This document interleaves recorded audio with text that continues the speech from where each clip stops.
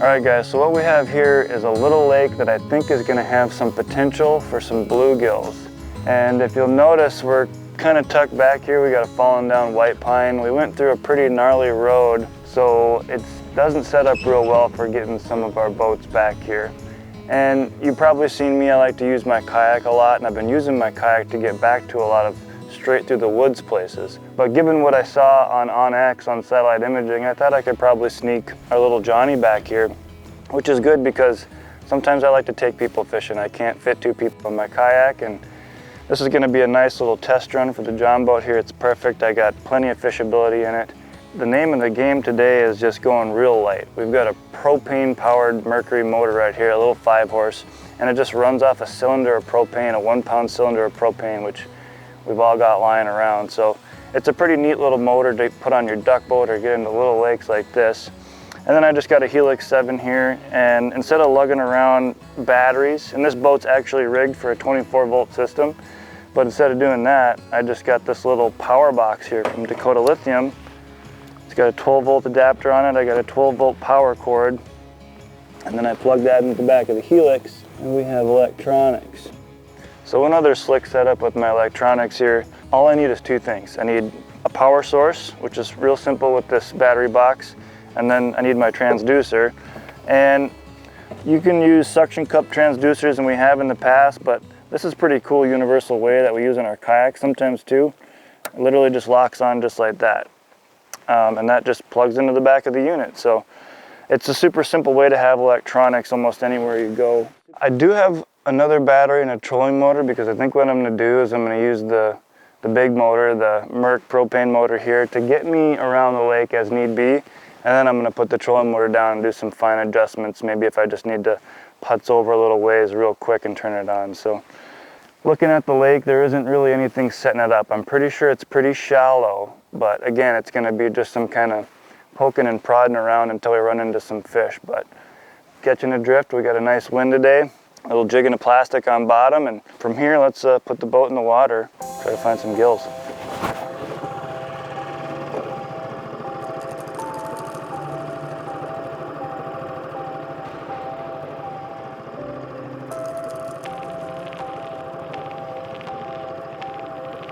Okay, well, we putted out here, and again, kind of doing my research on satellite, there's some really isolated, not lily pad patches, but broadleaf weeds.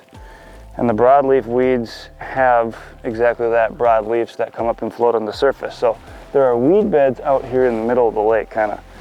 And I'm not gonna, concentrate my efforts on fishing around all these lily pads and stuff. I wanna see if these little clumps are holding fish.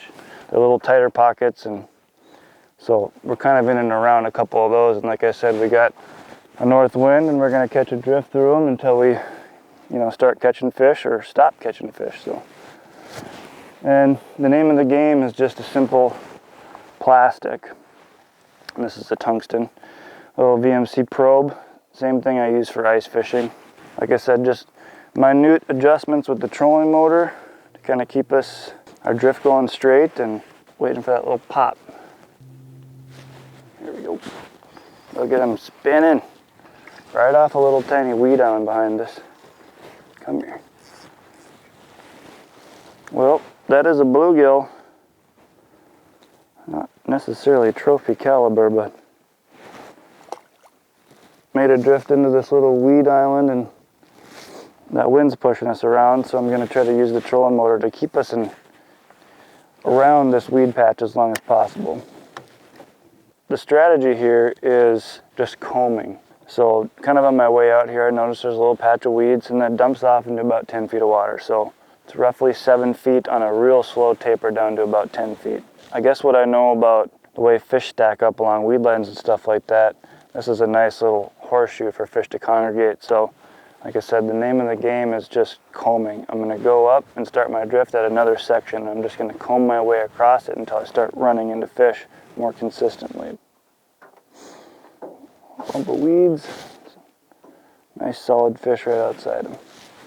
Since I found this little patch of weeds, I'm just gonna go ahead and make a waypoint. So now there's no map for this lake, but I have a point of reference. I know where these little dime-sized tiny little patches of weeds are, and I can come back to them if I find fish on them.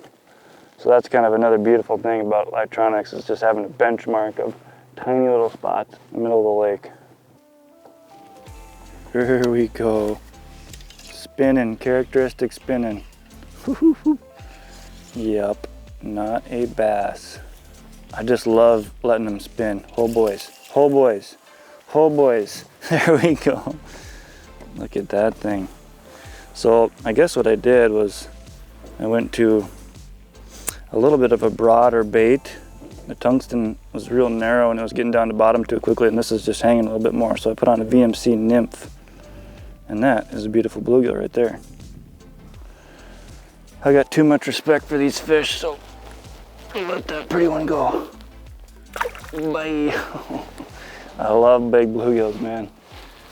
So that's a good sign. Like I said, I guess people ask me what do you look for in a good big bluegill lake, and the thing that they need is time and potential.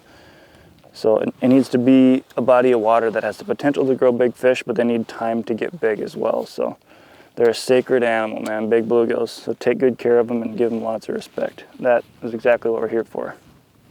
It's really simple. Obviously, you see what we're doing here. I just let out 7-10 feet of line and have a high tip like that and just kind of let it coast along as we drift. We're just going with the speed of the wind here.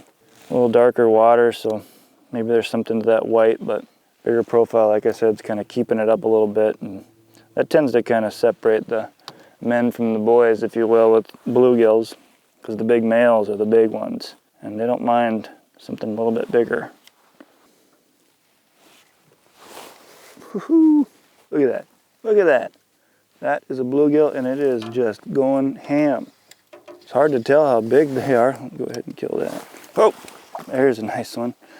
They all fight so hard, pound for pound, you know. Again, I guess not like that Kong we caught earlier, but another good one. Adios. Backwoods lake, you know, just screwing around, getting the truck back in some places it probably shouldn't be, but it gets you out to these places, and that's partly what I live for. We're lucky enough to live in a part of the world where there's a lot yet to be explored, so why not go out and explore it? There we go. Are you bass or are you bluegill? Got a flash of it. It is not a bass. There we go. Look at him skating. Oof, the thickness. I'm telling you what. That is a thick bluegill. And she done me dirty. Swallowed it good.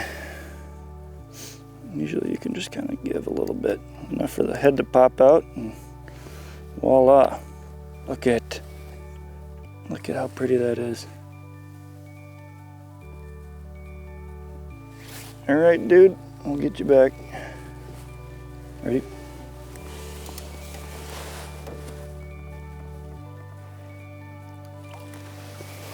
Awesome. It's really fun on a lighter rod. This is the 7.6 medium light. And I think that panfish are just a little sportier on a longer rod, so even up into that 8-9 foot is a fun panfish rod. But light, medium light, as you can see, I mean, I could fish a light, but this medium light is plenty corked over on these bluegills. So, and as far as, ooh, come on, that's got to be a largemouth, right? This thing's going crazy. Yep, it's a bucket. So you can probably hear my line-to-line knot sliding through the guides. Just a line lift. And as it is with most of my spinning setups, honestly, unless I'm walleye fishing and I'm rigging, I'm fishing braid. But so I've just got 10-pound Suffix 832 on there, and it's a low vis green color. We've got some real tannic water right now, so I probably could easily get away with a brighter line, and that way sometimes you can get the strike indicator of your line. And I just got an Albright knot down to an 8-pound Suffix Advanced fluorocarbon leader. Now that it's laid down, you can actually visually see these little weed patches, and they're very small and they're fairly few and far between. We got one right there, and I can see another one over there. So I'm just gonna troll my way in between them and connect the dots essentially. So just gives you a little point of reference. I'm sure it wouldn't even matter if we were just meandering around randomly, but it gives you something to concentrate on. Boom. Wow, that thing clobbered it. I hope you're a bluegill. Yep, digging. Come here. Pretty sight right there. If you look at the build on this fish, it's just square and round. Well, not that squares and circles are the same thing, but just stout and thick and a beautiful fish. Like I say, a lot of respect for gills. I think I'm about to call it a day here. We got a little bit of a run down this road. We're kind of back in the sticks, so it's best to get out in the daylight sometimes. Bye-bye. Beautiful. This is what I live for, man. Flat, calm, Northwoods Lake, nobody out here. Quality panfish. So get that adventure spirit going and get outside.